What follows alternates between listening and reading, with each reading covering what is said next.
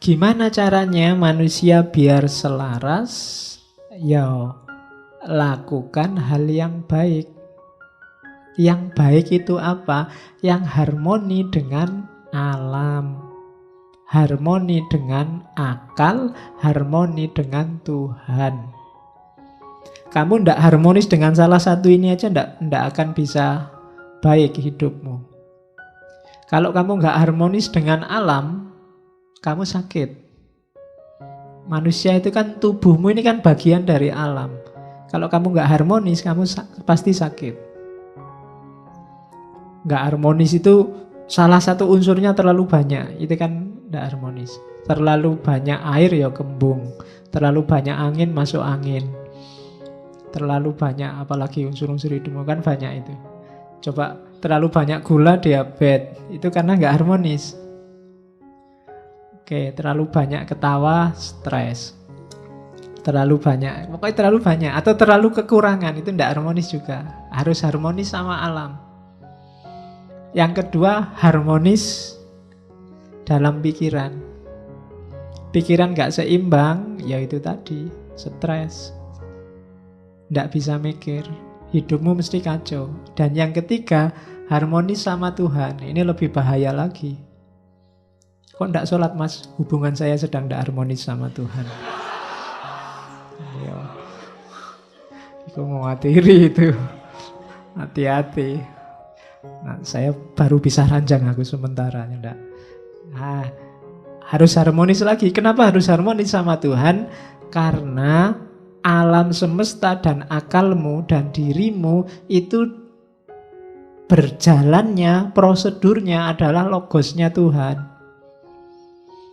Ketika kamu tidak harmonis sama Tuhan, itu kayak tadi, komputer kehilangan prosesor. Tidak akan jalan, hidupmu mesti kacau. Tidak ada tujuannya. Kan nanti ada filosofi yang ngomong tujuan itu. Sekarang tariklah tujuan terus-terusan. Haus, minum. Kalau sudah minum, lega. Kalau sudah lega, ngapain? Terus, itu kan filsafat namanya teleologis, mengejar tujuan. Puncaknya tujuan nanti ke Tuhan. Kawin, biar punya anak. Kalau sudah punya anak, ngapain? Kalau sudah itu terus ngapain? Terus kamu tarik, ketemunya juga logosnya Tuhan nanti. Maka harus harmonis. Hidupmu itu baik kalau harmoni. Jadi harmoni itu porsional dan proporsional. Takarannya pas itu harmoni. Tidak lebih, tidak kurang. Oke. Jadi kalau ingin hidupmu yang baik, yang pertama itu. Yang kedua rumusnya, hidup baik atau tidak baik. Tadi kan kita pakai akal. Yang di luar kontrol kita, itu tidak bisa disebut baik dan tidak baik. Katanya filosof Stoa. Kamu kan tadi pingin harmonis dengan alam, dengan akal, dengan Tuhan. Ketika kamu berusaha untuk harmonis dengan tiga hal ini, ya sejauh yang bisa kamu kontrol. Yang tidak bisa dikontrol, ya tidak masuk hitungan. Pak, saya ingin harmonis dengan planet Mars, Pak. Ya kadoan. Susah. Pak, saya ingin harmonis. Tidak, harmonis itu dengan yang deket-deket. Yang terjangkau, yang bisa kamu kontrol. Gimana caranya agar ngaji ini lebih santai? Ya, itu kan bisa di dalam jangkauan kita. Tapi yang di luar jangkauan ya tidak usah dihitung. Kalau dihitung ya wong di luar kontrol kita. Gimana caranya yang di ngaji malam ini masuk surga semua? Wah, itu kita di luar kontrol kita. Bisanya cuma mendoakan. Ya syukur-syukur besok kita bisa ngaji filsafat bareng-bareng di sana. Kalau enggak ya berarti ada yang kececeran itu berarti. Oke. Jadi harmoni tidak harmoni jadi tanggung jawab kita, terkena nilai atas diri kita kalau itu dalam jangkauan kita. Yang di luar jangkauan kita enggak. Misalnya Ini tetanggaku kulitnya putih-putih, aku sendiri kok hitam ya. Oh, ini harusnya jadi putih. Enggak, itu di luar jangkauanmu. Kulitmu hitam kan kamu nggak minta juga. Kalau bahasanya Ghazali, itu bedanya kholq sama khuluk. Kalau kholq itu paketan dari Allah. Kita ya sudah diterima aja, tapi kalau khuluk itu dari kita. Kholq itu kan rambutmu keriting apa enggak, kulitmu hitam apa enggak, bibirmu kayak gimana, itu kan Allah. Kamu enggak dosa, enggak apa-apa. Tapi kalau khuluk ini hubungannya sama dosa. Berada dalam kontrolmu. Makanya enggak usah galau kalau rambutku keriting ya Pak. Kulitku kok hitam ya Pak. Nah, kamu enggak dosa, tenang aja, enggak usah galau. Iya. Jadi enggak usah terlalu stres gara-gara kholq. Karena itu di luar jangkauanmu. Tapi sekarang kan bisa diputihkan Pak. Iya. Ya bisa aja. Apa susahnya sih mutihkan, kamu tinggal beli kapur sama. Iya. Ya bagi yang punya uang mungkin berada dalam jangkauannya, mutihkan. Tapi yang nggak punya kayak kita kan di luar jangkauan kita. Jadi nggak usah galau dengan sesuatu yang di luar jangkauanmu. Pak, saya itu ingin menyelamatkan Ahok ya Pak. Gimana caranya? Nggak usah. Di luar jangkauanmu itu. Nggak usah ndaki-ndaki, nggak nyampe. Wong kamu besok bisa makan apa enggak masih mikir mau menyelamatkan Ahok. Jauh. Jadi ndak, yang di luar kontrolmu ndak. Jadi baik atau buruk itu dalam yang bisa kamu kontrol. Jadi yang pertama tadi rumusnya baik itu yang harmonis. Yang kedua baik atau buruk itu yang bisa kamu kontrol. Terus yang ketiga, tadi kan disuruh harmonis. Harmonis dengan alam, harmonis dengan akal, harmonis dengan Tuhan, itu jawabannya satu. Melakukan kebajikan. Kebajikan itu berarti apa? Melakukan hal yang utama.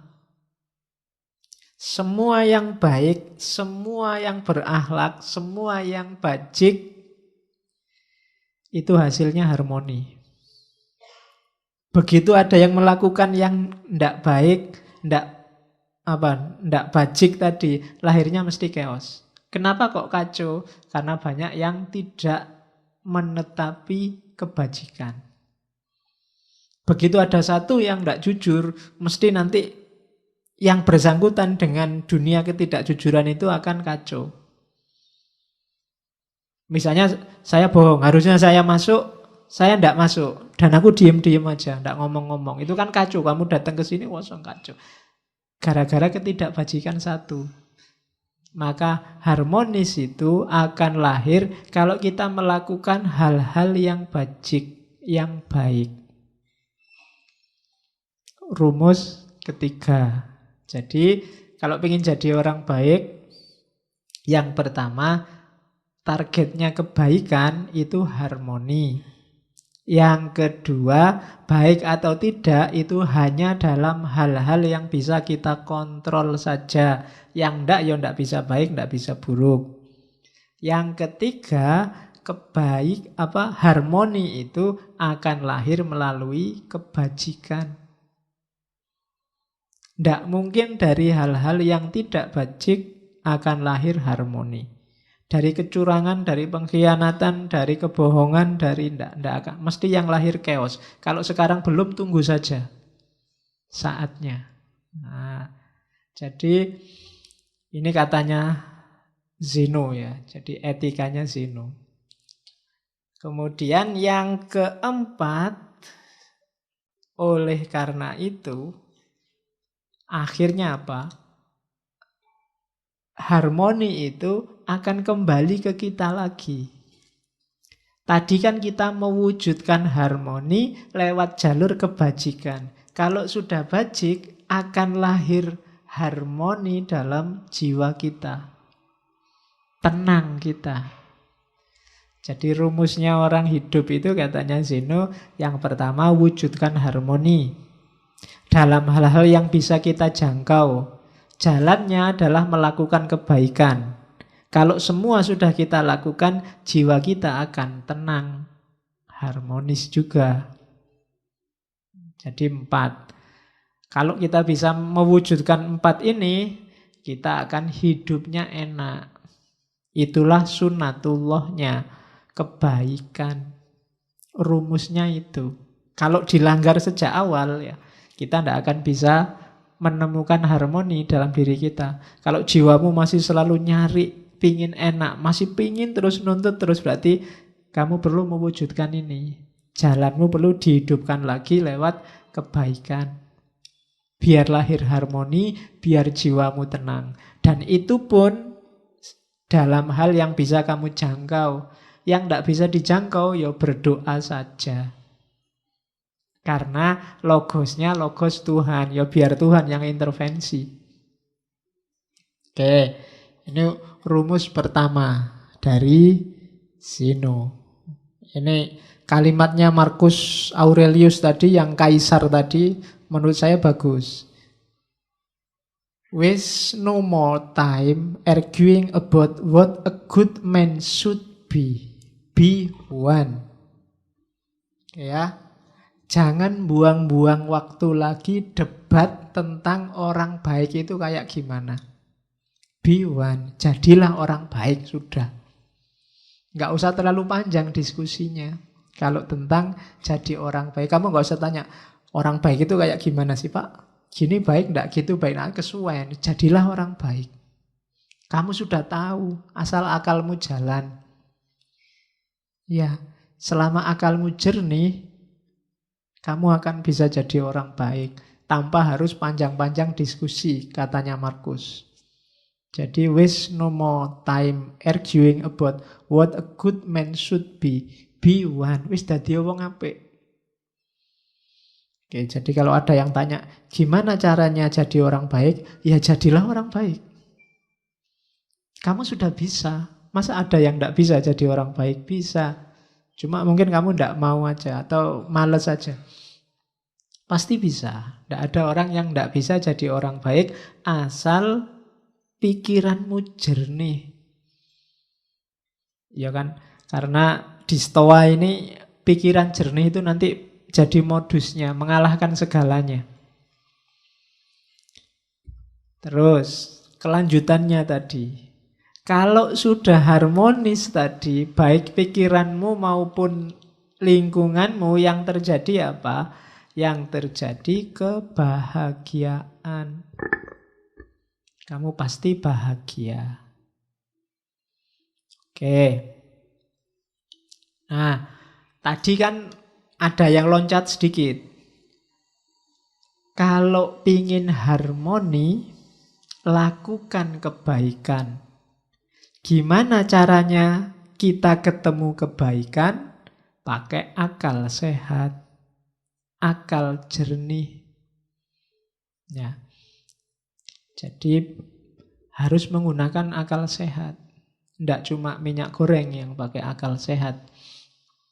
Kamu juga dalam hidupmu harus pakai akal yang sehat, akal yang jernih. Akalmu itu sudah ketumpuk informasimu macam-macam, sehingga seringkali tidak jernih. Ada yang pakai kacamata hitam, jadi lihat apa-apa warnanya hitam kabeh. Ada yang pakai kacamata hijau, lihat apa-apa dianggapnya semua warnanya hijau. Ada yang pakai kacamata merah, lihat apa-apa dianggap merah. Wow, merah itu PKI itu jangan-jangan. Itu kan. Karena kacamatanya merah. Ada yang pakai kacamata hitam. Wow. Apa-apa dilihatnya hitam. Ada yang pakai kacamata putih, kabeh dianggap putih. Nah, itu jadinya nggak jernih. Yang baik bisa kebalik-balik. Maka katanya kelompok Stoa, jadilah orang baik, jalannya berpikir yang benar, berpikir yang jernih. Orang harus mau objektif dalam berpikir. Itu jalannya kamu nemu kebaikan.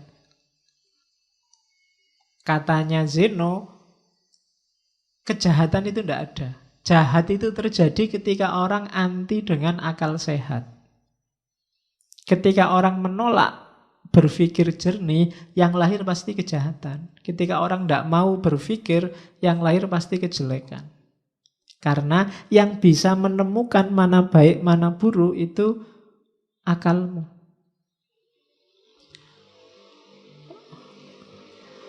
Kenapa kok bukan perasaan, bukan emosi?